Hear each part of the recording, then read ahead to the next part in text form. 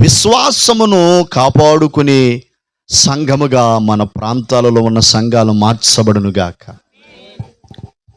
పౌలు గారు తాను చివరి యాత్రలో, అంటే ఇంకా ప్రభు రాజ్యానికి చేరుతున్న దినాలలో, ఇంకా ప్రభు దగ్గరికి నేను వెళ్ళిపోతాను అనుకున్నటువంటి సమయంలో తాను ఒక అమూల్యమైనటువంటి మాట చెప్తాడు. ఏంటంటే, నా పరుగుని కడముట్టించి తిని విశ్వాసమును కాపాడుకుంటుని నా కొరకు జీవ కిరీటము ఉంచబడి ఉన్నది. నేను చెప్తున్నాను దేవుని బిడ్డలారా, పుట్టినరోజులో ఈ మాటలు చెప్తున్నాడు. ఏంటంటే సంఘానికి అవసరం ఇవి. ఎందుకంటే ప్రభు త్వరగా రాబోతూ ఉన్నాడు. ఆయన ఆగమన సమయం త్వరగా రాబోతూ ఉంది. జరుగుతున్నటువంటి ఈ పరిస్థితులు చాలా శరవేగముగా భయంకరమైనటువంటి పరిస్థితులు జరుగుతూ ఉన్నాయి. కాబట్టి దేవుని బిడ్డలారా, ఖచ్చితంగా సంఘము విశ్వాసమందు ఎదిగిన వారై ఉండాలి. ఇప్పుడు ఈ మాసిదోనియా సంఘము దేవుని బిడ్డలారా, మాసిదోనియాలో ఉన్న సంఘాలు దేవుని బిడ్డలారా విశ్వాసములో ఎదిగినటువంటి సంఘాలు. దేవునికి స్తోత్రం. వింటున్నారా? విశ్వాసములో ఎదిగితే ఏం జరుగుతుందంటే దేవుని బిడ్డలారా, ఏ సంఘమైతే విశ్వాసములో బలవంతులుగా ఉంటారో ఆ సంఘము పరలోక మహిమను భూలోకానికి దించగలరు. ఏ సంఘమైతే విశ్వాసములో ఎదిగిన వారే ఉంటారో ప్రజలను, దేవుని బిడ్డలారా, ప్రజలకు మాదిరిగా కనబడతారు. ఏ సంఘమైతే విశ్వాసములో ఎదుగుతాదో ఆ సంఘము ద్వారా మహత్తరమైన దేవుని కార్యాలు జరుగుతాయి. ఎలాంటివి ఏమి ఉండక్కర్లేదు, సంఘాలకు ఎలాంటివి ఉండక్కర్లేదు. పదవులు, పేరులు, ఈ దరిద్రాలకి ఎగబడే జనం ఎక్కువైపోయారు. ఒక్కసారి అన్న స్తోత్రం చెప్పరే. అసలు సంఘము క్రీస్తు స్వారూప్యములోనికి ఎదుగుతుందా? వాక్యములో ఎదిగిందా? విశ్వాసములో బలపడ్డదా? అభిషేకములో ఎదిగిందా? ఏమండి, రాకడకు సిద్ధపడ్డదా? ఇదంతా ఏమీ లేదండి. నా పేరు ఉండాలి, నా దినం ఉండాలి, నా బూడిద ఉండాలి, నా శార్థం ఉండాలి, నేనే పదవి చెయ్యాలి, నేను ఇది చెయ్యాలి. ఇలాంటి దరిద్రాలు ఎక్కువైపోయినాయి ఈ దినాల్లో, చివరి దినాల్లో. నేను చెప్తున్నాను దేవుని బిడ్డలారా, దేవుని సేవకుడిగా, ప్రతినిధిగా, ఆయన దూతగా, ప్రవక్తగా నేను ప్రకటిస్తా ఉన్నది, నీవు విశ్వాసములో ఎదిగావా? నేను చెప్పనా, నువ్వు విశ్వాసములో ఎదిగితే బాధ వచ్చినప్పుడు యేసు ప్రభుని తిట్టవో, శ్రమ వచ్చినప్పుడు లోకంలో కలిసిపోవో, నీ ముందు పాపం ఉన్నప్పుడు దానికి లోబడిపోవో. స్తోత్రం చెప్పట్లేదు. హల్లెలూయా. నువ్వు విశ్వాసములో ఎదిగిన బిడ్డవైతే, ఆత్మీయతలో ఎదిగిన బిడ్డవైతే, భక్తిలో ఎదిగిన బిడ్డవైతే, పరిశుద్ధతలో ఎదిగిన బిడ్డవైతే, నేను చెప్పనా క్రీస్తు స్వారూప్యములో ఎదిగిన బిడ్డవైతే, నేను చెప్తున్నాను దేవుని బిడ్డలారా, నీ ద్వారా దేవుడు మహిమపరచబడతారు. ఇవి అవసరం లేదండి. సంఘం వీటి మీద దృష్టి పెట్టాలి. సంఘం వీటి మీదే పదగాలి. స్తోత్రం చెప్పండి. కొన్నిసార్లు సినిమాలకు లోబడిపోలేదా? పాపానికి లోబడిపోలేదా? అపవిత్రతకు లోబడిపోలేదా? శ్రమలో దేవుని తిట్టలేదా? శ్రమలో దేవుని దూషించలేదా? నీకు కష్టం వచ్చినప్పుడు అంటావు, ఎన్ని దశంభాగాలు ఇచ్చాను దేవునికి, ఎంత చేశాను పాస్టర్ గారికి, ఎన్ని బట్టలు పెట్టానండి, ఎంత భోజనం పెట్టానండి. కానీ ఇవంతా ఒకటో తరగతోడు చెప్పే మాటలు. స్తోత్రం. ఆత్మలో ఎదగినవాడు, భక్తిలో ఎదగినవాడు, విశ్వాసములో ఎదగినవాడు. ఒకసారి రోమీలకు రాసినటువంటి పత్రిక 8వ అధ్యాయము, రోమీలకు రాసినటువంటి పత్రిక 8వ అధ్యాయము 5వ వచనాన్ని ఎవరైనా చదువుతారా? శరీరానుసారులు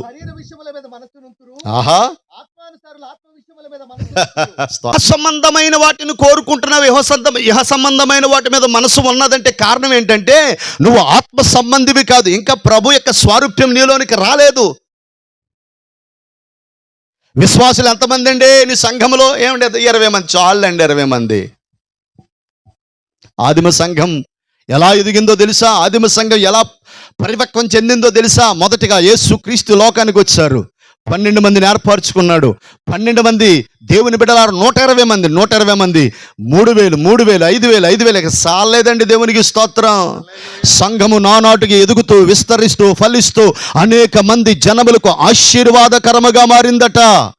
ఈనాడున్న సంఘము జనములకు దీవెనగా ఉందా? జనములను ప్రభు దగ్గరికి ఆకర్షించేదిగా ఉందా? పాతాలను మూసేదిగా ఉందా? ఈనాడు విశ్వాస బృందాలు ఎలాంటి మనస్సు, ఎలాంటి తత్వము, ఎలాంటి ఆలోచనలు కలిగి ఉన్నారంటే ఏమీ లేదు దేవుని బిడ్డలారా. ఈ వారం ఈ పాస్టర్ గారు తిడితే ఇంకో చర్చికి వెళ్ళిపోతాడు, ఆ పాస్టర్ గారు తిడితే ఆ చర్చికి వెళ్ళిపోయి బతుకంతా తిరుగుతుమే.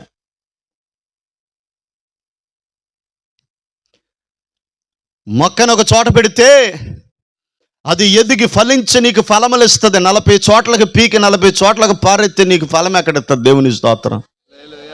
ఈ చోటు పోలేదని అక్కడ, ఆ చోటు పోలేదని ఇక్కడ. నేను చెప్తున్నాను, మారవలసిన సంఘం కాదు, మారవలసింది బుద్ధి, మారవలసింది హృదయం. నేను 2 రోజుల క్రితం వాక్యం చదువుకుంటా ఉంటే నాకు ఒక మాట నా ముందుకు వచ్చింది. తన స్వరక్తం ఇచ్చి సంపాదించిన సంఘం. సంఘం ఎవడదే? నీదా? సంఘం నీదా? నేను నా సంఘం నాదా? ప్రపంచంలో ఏ పాస్టర్ గారిదిగా సంఘం? ఎవడైనా పేరు ఎట్టడం చూడండి, సొంత పేరు ఎవడని ఎట్టడం చూడండి. సంఘం ఎవరిదిరా? యేసుప్రభుది. దానికోసం ప్రాణం పెట్టింది ఎవరో? చచ్చిపోయింది ఎవరో? ప్రభు సంఘం అది, ప్రభు సంఘం అదే. సంఘం ఇప్పుడు నీది కాదు, నాది కాదు, ఎత్తుకెళ్ళిపోతాకే.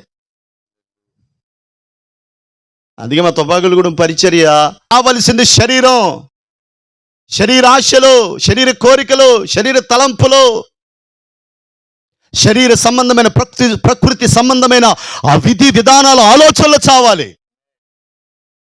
నువ్వు ఎందులో ఎదుగుతున్నావు బిడ్డ? నీ విశ్వాసం ఎందులో ఉంది? నీ తలంపులు ఎలా ఉన్నాయి? యేసుప్రభు ఇప్పటికిప్పుడు కడబోరం రోగగానే నిత్యత్వానికి ఎత్తబడే ఆ నిశ్చయత నీకుందా? ప్రభు రాబోతామన్నాడు. ఇప్పటికిప్పుడు బోర మోగితే నువ్వు పరలోకానికి వెళ్ళిపోతావా? ఒకసారి ఆలోచించు.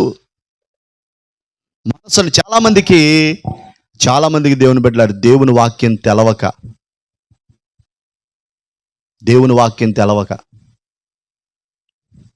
ఏ వాక్యం తెలవకండి?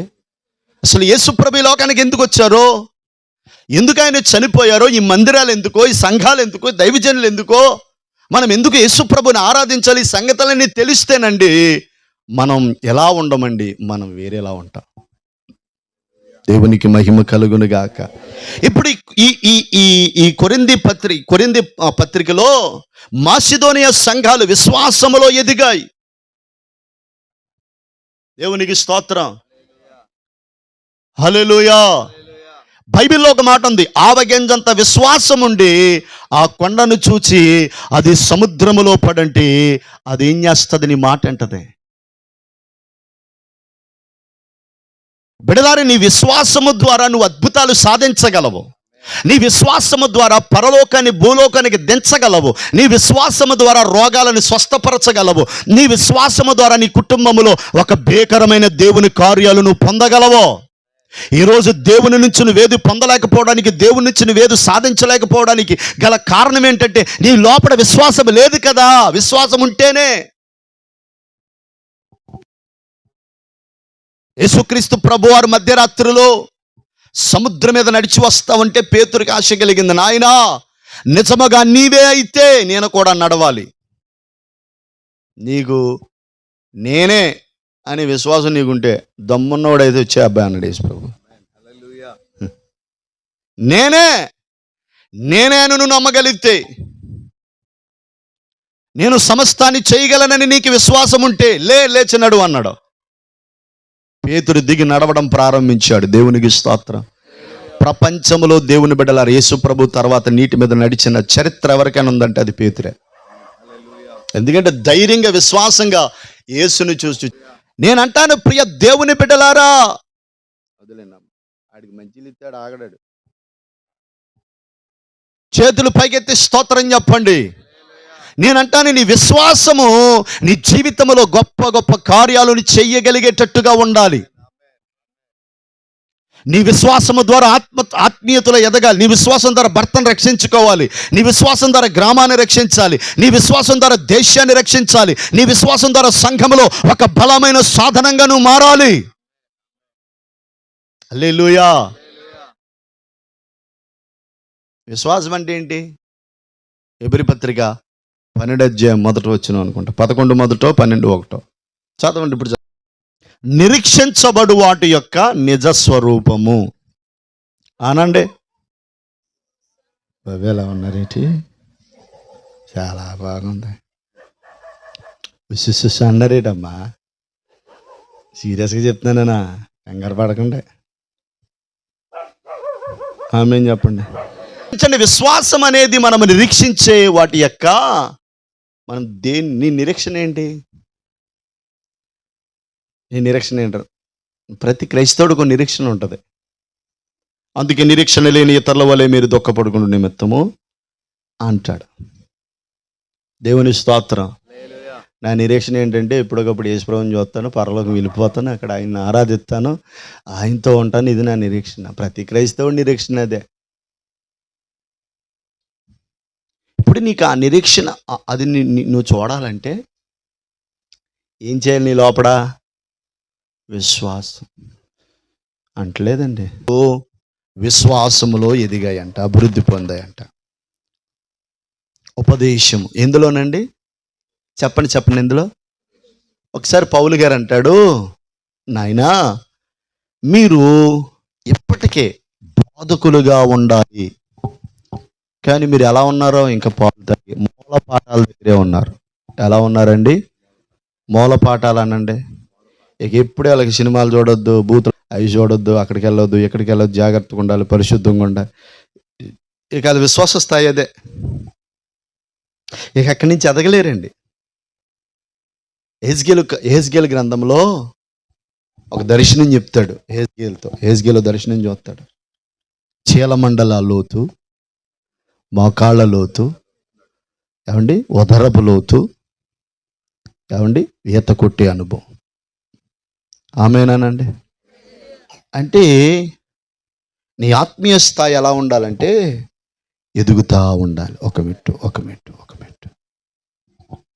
యేసుప్రభు వారు త్రోపక్కనున్న చెట్టుని చూసి, ఇక నువ్వు ఫలించుకుందువుగాక ఆకులు చూశాడంట. దానిలో ఏం చూశాడంట? ఆకులు. దగ్గరికి వెళ్ళి చూస్తే ఏం కనబడలేదంట? ఫలములు. నేను చెప్పనా, నీలో ఫలములు కనబడితేనే నువ్వు ఎదిగినట్టు.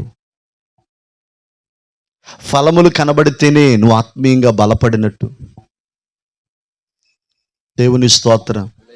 ప్రార్థనకు వచ్చావు, నీ పద్ధతి మారిందా? ప్రభుని నమ్ముకున్నావు, నీ నోరు మారిందా? ప్రభుని నమ్ముకున్నావు, నీ ప్రవర్తన మారిందా? ప్రభుని నమ్ముకున్నావు, నీ హృదయం మారిందా?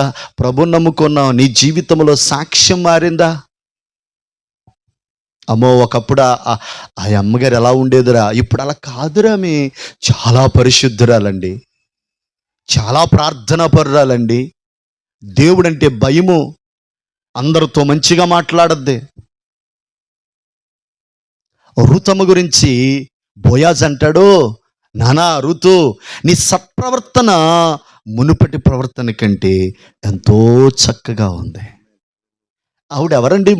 రూతమ్మ ఎవరంటే మోయాబీరాలండి, అన్యురాలండి. యేసుప్రభు అంటే తెలియదండి. కేవలం తమ అత్తమ్మను చూసి విశ్వాసాన్ని బలపరుచుకున్న బిడ్డ, యేసుప్రభుని అంగీకరించిన బిడ్డ. అలాంటి బిడ్డండి ఒక బోయాజు. ఎవరంటే దేవుని బిడ్డలారా, దేవుని సంబంధి. అతను చూసి, ఆమె ప్రవర్తనను చూసి, ఆయన ఆమె ప్రవర్తనను చూసి ఆశ్చర్యపడిపోయాడంట. కొంతమంది సంఘములో మన బిడ్డలు ఉంటారండి, వాళ్ళని చూసినప్పుడు ఎంతో ఆనందం కలుగుతుంది. వారి ప్రవర్తన, వారి సాక్ష్యాలు, వారి ప్రార్థన, వారి వ్యక్తిగత జీవితాలు తొంగి చూసినప్పుడు దైవజనుడికి ఎంతో ఆనందం కలుగుతుంది. కొంతమందిని చూస్తే దేవుని బిడ్డలారా, దైవజనుడికి దుఃఖాన్ని కలుగుతుంది. నువ్వు ఏ సంఘానికి వెళ్ళు, నాకు అనవసరం. ప్రభుని నమ్మకం ఉంది. అమ్మా నా ఎపిసోడ్ చెప్పండి ఏంటి? ఉపదేశం అంటే వాక్యం. ఏంటండి చెప్పండి, ఉపదేశం అంటే ఏంటి? విశ్వాసం మనకి ఎందుకు? యేసయ్యతో బంధం తెగిపోకుండా ఉండడమే విశ్వాసం. ఆమేనానండి. యేసయ్యతో మనకున్న కొన్నిసార్లు మనకు ఆసక్తి పోతాయి, దేవుడి మీద ఇంట్రెస్ట్ ఉండదు, ప్రార్థనకి వెళ్ళాలనిపించదు, బైబిల్ చదవాలనిపించదు, తర్వాత ఉపవాసాలు ఉండాలనిపించదు, చర్చికి వెళ్ళాలనిపించదు. అంటే అర్థం ఏంటో తెలుసా? నువ్వు విశ్వాసాన్ని పోగొట్టుకున్నావు. దేవుని పోగొట్టుకున్నావు. లోకానికి ఇచ్చినంత ప్రయారిటీ, స్నేహానికి ఇచ్చినంత ప్రయారిటీ, బంధానికి ఇచ్చినంత ప్రయారిటీ ప్రభువుకి ఇవ్వలేవు. కారణం ఏంటి? నువ్వు విశ్వాసంలో పడిపోయావు, జారిపోయావు. ఇప్పుడు నువ్వేం చేయాలి? ఒకసారి చదవండి లూకా సువార్త 17వ అధ్యాయము 5వ వచనం చదవండి. లూకా శుభవార్త 17వ అధ్యాయము 5వ వచనం చదవండి. ఆ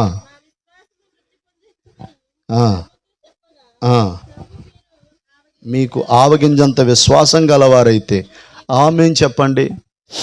బాగా వినండి, నా వైపు చూడండి. మనలో విశ్వాసం తగ్గిపోద్దంటే తగ్గిపోద్దండి.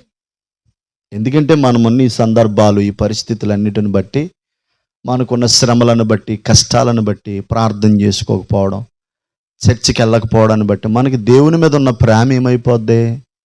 చెప్పండి తల్లి, ఏమైపోద్ది అనండి? తగ్గిపోద్దని. నేను చెప్పుకుంటే వెళ్ళిపోవటం కాదు, మీరు పలికితే కొంచెం బలం వస్తుందని అంతే. ఆమేన్ చెప్పండి. అమ్మా నువ్వు అమ్మ ఎందుకంటారా? వస్తుందని, వాక్యం తెలుస్తుందని మా పద్ధతి అది. మరి మీరు కొంచెం మా కొత్త కదా. దేవుని స్తోత్రం. ప్రతి సంఘానికి క్రమాలు ఉంటాయి. మా క్రమం ఇది. ఈ కాసేపు మమ్మల్ని సంతోషపెట్టడానికి మేము చెప్పినట్టు వింటే తర్వాత మీ ఇష్టం. హల్లెలూయా. చేతులు పైకెత్తి స్తోత్రం చెప్పండి. చూడండి, కొన్నిసార్లు మన విశ్వాసం ఏమైపోద్ది? తగ్గిపోద్ది. ఇప్పుడు అపోస్తులు అంటే వీళ్ళు ఎవరండి? పేతురు, యోహాను, ఆంద్రేయ, సీమోను. 12 మంది ఎవరితో తిరిగారండి? ఎవరితో ఉన్నారండి? 3.5 సంవత్సరాలు యేసుప్రభుతో ఉంటూ ఆయన చేసిన అద్భుతాలు చూస్తా, ఆయన ప్రార్థనా జీవితాన్ని గమనిస్తా, ఏమండి ఆయన దెయ్యాలు వెళ్ళగొట్టారు, రోగాలు స్వస్థపరిచారు. వీరు కూడా యేసుప్రభులాగా అద్భుతాలు చేశారు. కానీ వీరిలో ఏం కొరత వచ్చేసిందంట? విశ్వాసపు కొరత వచ్చేసిందంట. విశ్వాసంలో వాళ్ళు ఏమైపోయారంట? తగ్గిపోయారంట.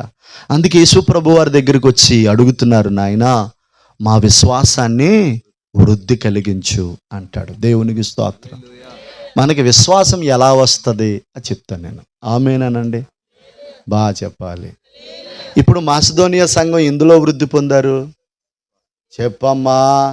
విశ్వాసము, ఉపదేశము, జ్ఞానము అనండి. హల్లెలూయా, హల్లెలూయా. కొంతమంది జ్ఞానం ఉండదండి.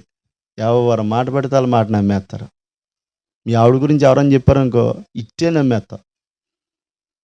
అన్నీ కావాల్సిందే అది. ఏ వంక దొరుకుతుంది ఇవి నీహేద్దామని. మీ ఆయన కోసం ఎవరని చెప్పారనుకో, నీకేమనిపిస్తుందా? ఇక వలే అప్ప మీ ఆయన ఇటు ఎలపోనట్టు తిరుగుతున్నాడంటే చాలు, కొంపలారిపోయినట్టే. హల్లెలూయా. దేవుని స్తోత్రం చెప్పండి. బాగా చెప్పాలి.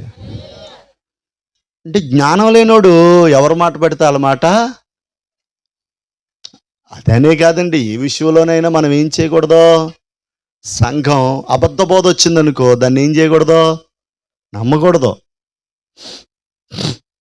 ఇప్పుడు మా తిమోతితో పౌలు అంటాడు, ఈ బాల్యము నుంచి ఎదిగిన ఏ ఉపదేశములో, ఏ క్రమములో కట్టబడ్డావో అందులో నిలిచి ఉండుము అంటాడు. దేవునికి స్తోత్రం. అంటే సంఘము అబద్ధ బోధన ఏం చేయగలగాలి? అకుల్లా, ప్రిస్కిల్లా వాళ్ళ ఇంట్లోనండి చర్చ్ నడిపించేవారంట. వాళ్ళ ఇంట్లో ఎలా నడిపించేవారంట? ఇప్పుడు వీళ్ళు ఎలా తయారైపోయారంటే, వాళ్ళ ఇంట్లోనే చర్చ్ ఉండడాన్ని బట్టి వాళ్ళు ఎలా తయారైపోయారంటే పౌలంత స్థాయిలోకి వచ్చేసారంట. హల్లెలూయా.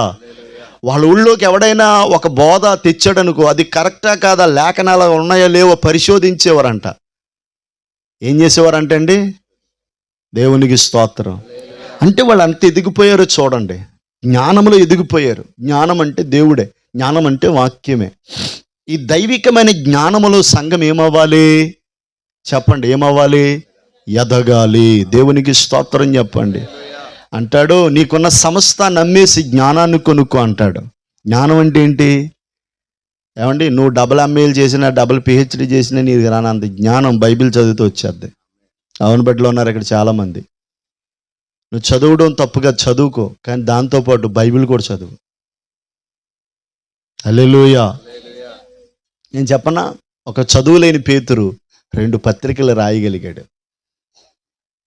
ఆమోస్ ఎవరండి? గొర్రెల కాపరి.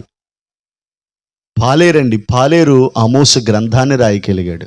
రాయించింది ఎవరంటే పరిశుద్ధాత్ముడు. నేను చెప్పనా, విద్య లేని పామరులను ఉన్నతమైన వారిగా మార్చింది ఏంటంటే దేవుని వాక్యమే. ఆమేనానండి. మీరు ఎన్ని సబ్జెక్టులు చదవండి, ఎంత చదువుకోండి, దానికంటే ప్రాముఖ్యంగా బైబిల్లో 66 పుస్తకాలు మీరు పఠిస్తే, 66 పుస్తకాలు మీరు చదివితే, నమ్ముతారా దేవుని బిడ్డలారా, మీ భవిష్యత్తులు కట్టబడతాయి, మీ జీవితాలు ఉన్నతంగా. సైతాన్ గడు బైబిల్ చదవనివ్వడో. నువ్వేం చేసిన ఆటంకం రాదు, కానీ బైబిల్ చదివేటప్పటికి ఆటంకం వచ్చేద్ది.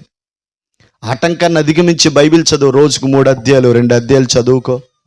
నీ భక్తి, నీ విశ్వాసము, నీ ఆత్మీయత, అంతేకాదు నువ్వు గొప్ప వ్యక్తిగా మారుతావు. హల్లెలూయా. చూడండి, ఈ బల్బు లైట్ ఉంది కదా, ఈ లైటు థామస్ అల్వా ఎడిసన్. ఆయన చాలా చదువు అంటే రాని వ్యక్తి అండి. చదువు తెలియదు ఆయనకి, అసలు తెలియదంటే స్కూలుకు పంపిస్తే దేవుని బిడ్డలారా, మాస్టరు వాడు ముద్దు, అసలు చదవడు. అలాంటి వాడిని వాళ్ళ అమ్మగారికి ఒక లెటర్ రాస్తే వాళ్ళ అమ్మగారి లెటర్ని దాచేసి, నాయనా నీకు మంచి తెలివి ఉందంట, నీతో పాటు స్కూల్లో వాళ్ళు పోటీ పడలేకపోతున్నారు, ఇంటి దగ్గరే చదువు, కానీ ఇంటికాడ చక్కగా చదువుని నేర్పించింది. దాంతోపాటు ప్రతిరోజు బైబిల్ చదివేవాడట. దేవునికి స్తోత్రం. దాంతోపాటు బైబిల్ చదువుతూ ఉంటే ఒక రోజున దేవుడు లోకమునకు వెలుగై ఉండెను అన్న మాట తన జీవితాన్ని వెలిగించింది. హల్లెలూయా. ఒకసారి తనని ఇంటర్వ్యూ చేస్తే అన్నాడు, దేవుడు నన్ను వెలిగించాడు, నేను లోకానికి వెలుగునిచ్చాను. స్తోత్రం చెప్పండి.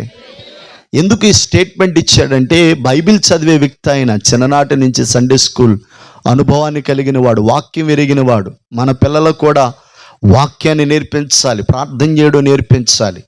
ఆడు మందిరంలో సరిగా కూర్చోకపోతే 2 దగలనవ్వాల. ఆడితో పాటు నువ్వు 36 పళ్ళు ఇచ్చావనుకో, ఏదో రోజు నెత్తి మీద నిన్ను కొట్టేస్తాడు. దేవుని స్తోత్రం. బాగా చెప్పాలి. బైబిల్లో అంటది, ప్రభు శిక్షలోనూ, చెప్పండి, శిక్షలోనూ. శిక్ష అంటే ఏంటి చెప్పండి? శిక్ష అంటే ఏంటి? తల్లిదండ్రులు భక్తి విషయంలో వారిని శిక్షిస్తే, చెప్పనా, గొప్ప ప్రయోజకులు అవుతారు. నిజమే. బైబిల్ చదవలేదనుకో, రోజు భోజనం పెడతామని, వాక్యం చదవట్లేదనుకో, మోకాళ్ళ మీద ప్రార్థన చేయట్లేదనుకో, కఠినమైన నిర్ణయాలు తీసుకోవాలి పిల్లల గురించి. నువ్వు ఇప్పుడు కఠినంగా ఉంటే రేపొద్దుట ఏమవుతావు అంటే, వాళ్ళకి మంచి భవిష్యత్తును అందించిన వ్యక్తిగా మారుతావు. స్తోత్రం చెప్పాలి. ఇప్పుడు యువతరం ఎలాగుందంటే, వయసు మీద పడితే చాలు వాళ్ళు రోడ్డు ఎక్కేస్తున్నారు. అసలు ఆ ఎంఏసీ డ్రెస్ అండి మామూలు డ్రెస్ కాదు. ముందు చింపుకుంటుంది, వెనకాల చింపుకుంటుంది, సైడ్ చింపుకుంటుంది అండి. నాకు రకరకాల జడలు. హల్లెలూయా. మగవాళ్ళు ఉన్నప్పుడు ఒకలా నడుస్తుంది, మామూలుగా ఒకలా నడుస్తుంది. అక్కడ 4 మగవాళ్ళు ఉన్నారనుకో, క్యాట్ వాకింగ్ వచ్చేది కాకి ముఖం దానికి. దేవుని స్తోత్రం. బాగా ఇలా తగలాడిపోయారు. పెళ్ళైన వాళ్ళే. నాకు ఒళ్ళు మండిపోద్ది ఇలాంటి పరిస్థితులు. నేను ఇక ఆ సెక్షన్కి వెళ్ళానంటే రేవే. హల్లెలూయా. దేవుని స్తోత్రం. ఇప్పుడు పెళ్లి చేసుకునేటప్పుడు నచ్చిందని చేసి చావచ్చు కదా. అమ్మ దేవుని స్తోత్రం చెప్పండి. ఎత్తలేదా అమ్మ? ఒక్కొక్క ఆడపిల్లలో ఒక్కొక్క మగపిల్లల్లో చాలా ఆత్మ ఉంటుందండి. హల్లెలూయా. నేను తెలియక నిన్ను చేసుకుంటేనే నాకు ఇప్పుడు వయసు వచ్చింది, అందుకనే వీడు బట్టలు మార్చేస్తాడండి. అప్పుడు దాకా చిరిగిపోయి వేసుకుంటాడా. ఎవరికి హాయ్ నువ్వు చాలా బాగున్నావు అంటే ఈ డ్రెస్ మారిపోద్ది అండి. హల్లెలూయా. వీడు అప్పుడు దాకా ఏడా యామె అన్నాడు, హాయ్ చెప్పు, వాళ్ళ కాదు, అయ్యి బాబు నీ బడాయో ఏసు రక్తం వేసి. ఎలాంటి వాళ్ళు మారు మనసు కలుగు అండి, సెల్ ఫోన్ మీద అడిపోతారు. అసలు సెల్ ఫోన్లో మీ పిల్లలు ఏం చూస్తున్నారు ఎప్పుడైనా గమనించారా? ఒక బిడ్డలారా జాగ్రత్త. ఒకవేళ ఇప్పటికీ నీ మనసు చెదిరిపోయి అటు ఇటు వెళ్ళిపోయి, అతడే నా ప్రియుడు ఆడే నా వరుడు అన్నావు అనుకో, ఏదో రోజు నన్ను దూరంగా తీసుకెళ్ళిపోతాడో, చెత్త కొట్టేస్తాడు అంతే. హల్లెలూయా. ఫస్ట్ ఆడు అలాగే అంటాడు, నువ్వంటే ఇష్టం, నువ్వు లేకపోతే నేను లేను, అసలు నువ్వు నా గుండెకాయ, నువ్వు నా లివరో, నువ్వు నా కిడ్నీ అంటాడు. ఉత్తిదే అవన్నీ అమ్మేస్తాడు. ఆడుకున్న 5 నిమిషాల దరిద్రం తీరిపోయిన తర్వాత అంతా పోద్ది. హామాను, హల్లెలూయా, చాలా దరిద్రంగా తయారయ్యారు. యవన బిడ్డలు తయారవ్వకుండా జాగ్రత్తగా ఉండండి. నీకోసం నీ తండ్రి నీ తల్లి ఎంతో కష్టపడుతున్నారు. వాళ్ళు చెమటూరుస్తున్నారు. నేను చెప్పను, ఒకసారి నీ తండ్రితో పనికెళ్ళి నీకు తెలుస్తుంది, ఒకసారి నీ తల్లితో పనికెళ్ళు, తన కష్టం ఎంత భయంకరంగా ఉంటుందో నీకు తెలుస్తుంది, నిన్ను ఎలా చదివెత్తనారో నీకు తెలుస్తుంది. నేను అసలు యవ్వన బిడ్డలు పాడైపోవడానికి కారణం చిన్ననాటి నుంచి వారికి ఒక క్రమశిక్షణ అలవాటు చేయకే, ప్రార్థన అలవాటు చేయాలి, భక్తిని అలవాటు చేయాలి, పరిశుద్ధతను అలవాటు చేయాలి. చాలామంది తల్లిదండ్రులు ఏమండి పిల్లల ముందే మాట్లాడుకుంటారు, పిల్లల ముందే కొట్టుకుంటారు, పిల్లల ముందే నీచమైన కార్యాలు చేస్తారు. నేను అంటాను అట్లాంటివి చేయకూడదండి. అలా చేస్తే మనకు నష్టం ఏముండదో, మనల్ని చూసి పెరుగుతారు వాళ్ళు నష్టపోతారు. దేవునికి స్తోత్రం చెప్పండి, బాగా చెప్పాలండి. ఇప్పుడు అపోస్తులు యేసుప్రభు వారితోనే తిరిగారండి. ఆయన ఔన్నత్యాన్ని తెలుసుకున్నారు, గొప్పతనాన్ని తెలుసుకున్నారు. కానీ వారిలో ఏం పెరగలేదంట. ఎరా తల్లి, ఏం పెరగలేదు?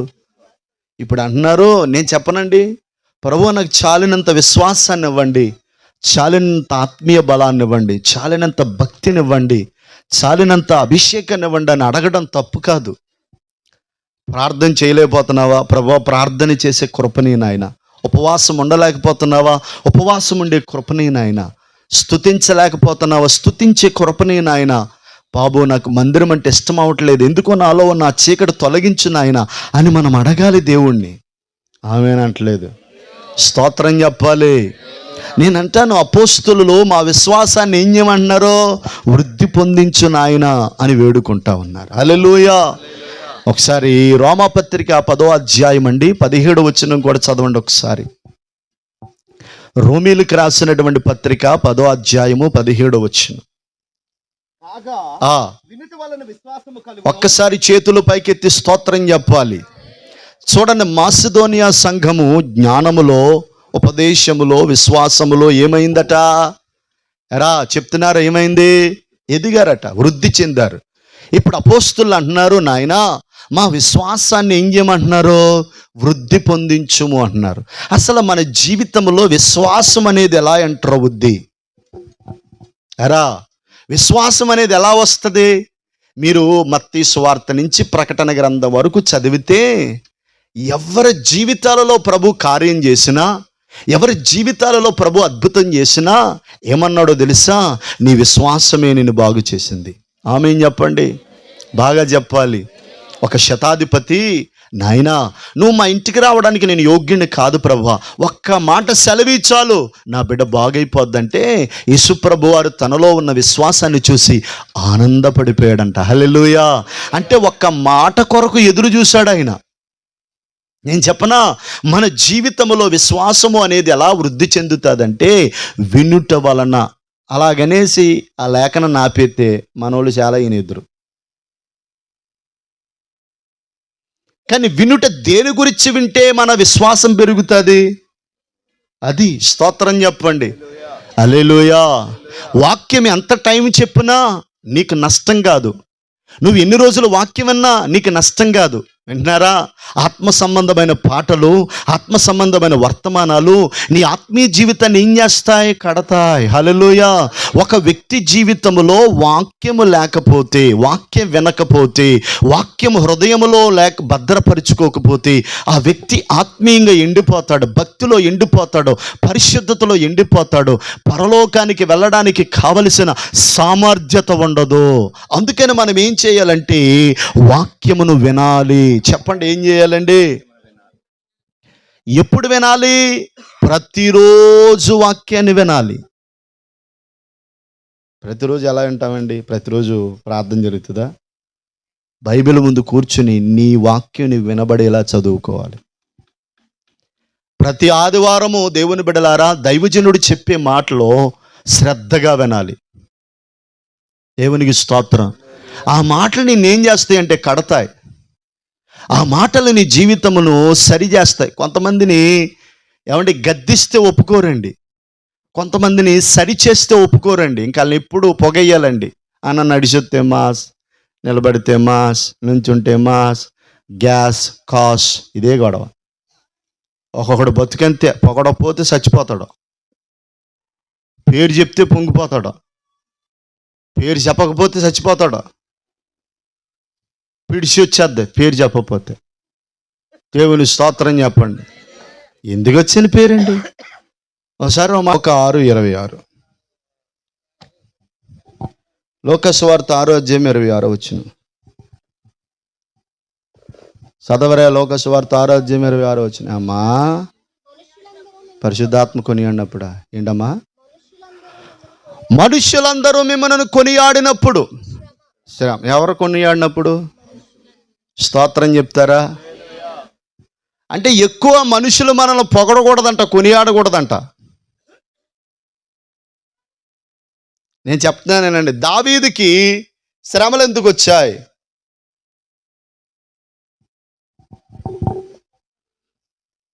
దావీదుకి శ్రమలు ఎందుకు వచ్చాయి? ఏనాడండి చదివేడితే కదా, ఎందుకు వచ్చాయి మాకేం తెలుస్తుంది, నువ్వు చెప్పు. హల్లెలూయా. దావీదుకి ఎందుకు శ్రమలు వచ్చాయి? సౌలు ఎందుకు దావీదుని చంపాలని కోరుకున్నాడు చెప్పండి? సౌలుకి 1000 కొలది, దావీదుకు 10,000 కొలది స్తుతులని పాడారట. పొగడత ఎంత ఘోరమైందో తెలుసా? హల్లెలూయా. అయ్యారండి ఫ్యాన్ ఇచ్చామండి చెప్పండి, అయ్యారండి ఫ్యాన్ ఇచ్చామండి చెప్పండి, అయ్యారండి సౌండ్ ఇచ్చాము చెప్పండి, అయ్యారు. ఒకసారి చెప్తే తృప్తి పడిపోవాలా, ఇక అత్తబాటు భజన చేయకూడదు. హల్లెలూయా. అంతేనా? స్తోత్రం చెప్పరా? ఒక్కసారి చెప్తే ఏం చేయాలి? బాగా చెప్పరండి. ఇప్పుడు నా పేరు డానియేల్ అని పదే పదే చెప్పాలా? ఒకసారి తెలదా? నా పేరు డానియేలు అని నాకు తెలదా? డానియేల్ గారంటే మామూలుడు గారు, డానియేల్ గారంటే అది కదా డానియేల్ గారు. అయ్యో అసలు ఆయన వాక్యం చెబుతుంది, నేను ఎలాగ పొంగిపోతున్నాను అనుకో, నా జీవితానికి నేనే, నా స్థితికి నేనే మంట అంటించుకున్నట్టు. నిజమే, నాకు నేనే పొలాలు పెట్టుకుని నా స్థితికి నేను మంట అంటించుకున్నట్టు. హల్లెలూయా. అలా ఎవరైనా పొగిడించుకోవాలని ఆశ ఉంటే మాత్రం మీకు సావుకి స్థితికి మీరు డేట్ ఎట్టుకున్నట్టే. స్తోత్రం. దేవుని స్తోత్రం. హల్లెలూయా. మనుషులు మిమ్మల్ని కొనియాడితే మీకేమొస్తాయంట? దావీదుని ఆ రోజు నుంచి సౌలుగాడు తర్వాతమే అస్సలు ఇంచుమించు కొన్ని సంవత్సరాలు చూడండి సౌలుగాడు అండి. దేవుని స్తోత్రం. ఈ పొగిడించుకుని పదవులో ఈ దరిద్రం ఎవరిలో ఉంటుందో నేను చెప్తున్నాను, వాళ్ళు పరలోకం సత్తి వెళ్ళరు. ఒక్కలామేనంటే ఒట్టు. ఇంకా కొన్ని మాటలు ఉన్నాయి చెప్పనా? చెప్పేస్తాను. హల్లెలూయా. సందర్భం వచ్చింది కాబట్టి స్తోత్రం చెప్పండి. ఒకసారి దేవుని బిడ్డలారా, ఓకేనా? అపోస్తుల కార్యం 12:21 నుంచి చదవండి. అపోస్తుల కార్యం. నియమించబడిన దినమందు హేరోదు రాజవస్త్రములను ధరించుకొని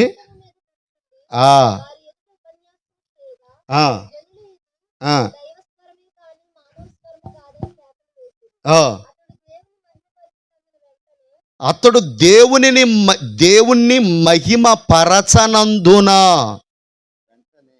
వెంటనే ప్రభుదూత అతనిని మొత్తిను, అతడు పురుగులు పడి చచ్చింది. ఎవడ పేరు కావాలనుకుంటే చచ్చిపోతాక సిద్ధంగా ఉండండి. స్తోత్రం చెప్పరా? ఉందా నా మాట? యారా చదివారు అందరూ? చదవలేదా? అయ్యగారంట ఇలా సింహాసనమే కూర్చుని ఉపన్యాసం అంటే వాక్యం చెప్తున్నాడట. జనమందరూ అన్నారంట, అబ్బా దేవుడు దిగొచ్చాడండి. ఇప్పుడు అలాగ అంటున్నప్పుడు ఈయన ఏమనాలా? ఒరే నీకు బుర్ర ఉందా? నేను ఎవరినే? మనుషుణ్ణి. నేను దేవుడిని అవను కదా. దేవుడే. అసలు పరలోకంలో ఏం జరుగుతుంది అంతేనా? ఎవరిని? ఎరా ఇంకోటి చెప్తున్నాను, లూసిఫర్ గడు భూలోకానికి ఎందుకు గడిపాడు అంతేనా? అయ్య బాబోయ్, వాళ్ళు అర్థమైపోతుంది మీకు. దేవుని స్తోత్రం చెప్పరా? హల్లెలూయా. అంటే ఆడెక్కువ పొగిడించుకోవాలని కోరికలు ఉన్నాయంట. అందుకని ప్రభు ఏం చేశాడండి? అంతే, నేను కూడా పొగిడించుకోవాలి. దేవుని స్తోత్రం. బాగా చెప్పాలి. హల్లెలూయా.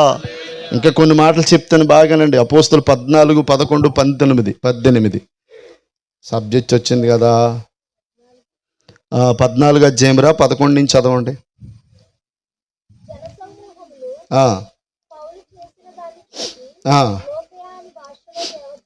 లుకియా అనే భాషలో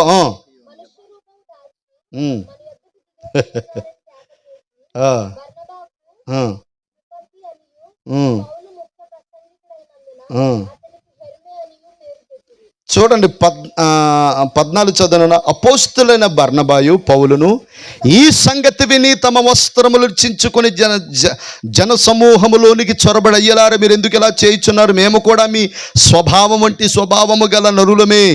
మీరు వ్యర్థమైన వాటిని విడిచిపెట్టి ఆకాశమును, భూమిని, సముద్రమును, వాటిలో ఉండే సమస్తమును సృజించిన జీవము గల దేవుని వైపు తిరగవలని మీకు సువార్త ప్రకటించుచున్నాము. స్తోత్రం చెప్పండి. ఒక ప్రాంతానికి పౌలు గారు వాక్యం చెప్తానికి వెళ్తుంటే ఆయనకి పేర్లు పెట్టారంట, పౌలు గారికిను బర్నబాకి. పౌలు గారు అన్నాడు, నేను మీలాంటి మనిషిని, నన్ను పొగడకండి. హల్లెలూయా. మనం పొగిడించుకోవాలని ఆశలు ఉండకూడదు, పేరు కోసం ప్రాకులాటలు ఉండకూడదు. ఇంకోటి చెప్పనా, అసలు మన పరిచర్య మూలమే అది, అపోస్తుల పునాది. అసలు అపోస్తుల పునాది అంటేనే అది.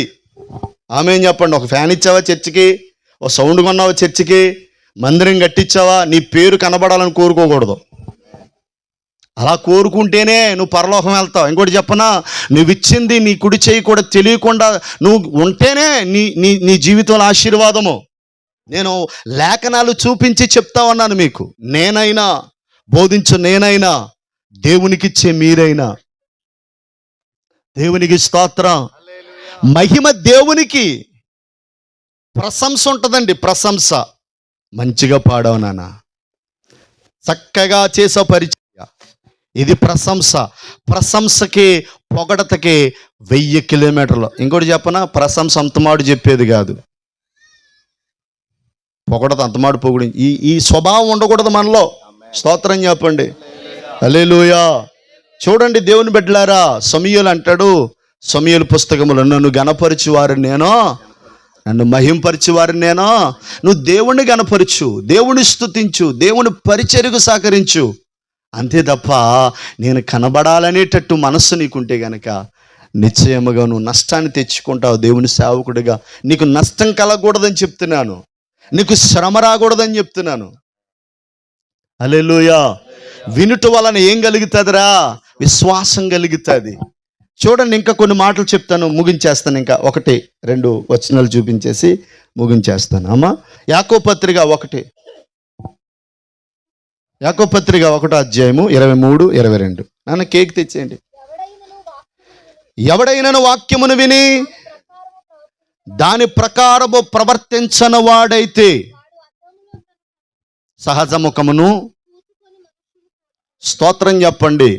ఇప్పుడు బాగా వినండి. మాసిదోనియా సంఘాలు ఎందులో ఎదిగాయి? విశ్వాసములో. విశ్వాసం ఎలా కలుగుతుంది? వినుట వలన. ఆమేన్ చెప్పండి. వినుట దేని గురించి వినాలి? యేసు ప్రభువుని గురించి వినాలి. తర్వాత వినిన వాక్యాన్ని మనం ఏం చేయాలట? అంగీకరించాలి. స్తోత్రం చెప్పండి. వింటున్నారా? దైవజనుడు చెప్పిన ప్రతి వాక్యాన్ని మనం ఏం చేయాలి? స్వీకరించే మనసు ఉండాలి, వాక్యానికి అప్పగించుకునే మనసు ఉండాలి. దేవుని స్తోత్రం. ఇది నేను ఒక 10,000 మాటలన్నా చెప్పుంటాను. 10,000 మాటలు ఒక్క మాట కూడా నీకు తగలలేదా? తప్పులేని వారు తమ తప్పులు ఎరగరయ్యా విశ్వదాభిరామ. తప్పులేంది అలాగే ఎగురుతుంది, తప్పులు ఉన్నది అలాగే ఎగురుతుంది.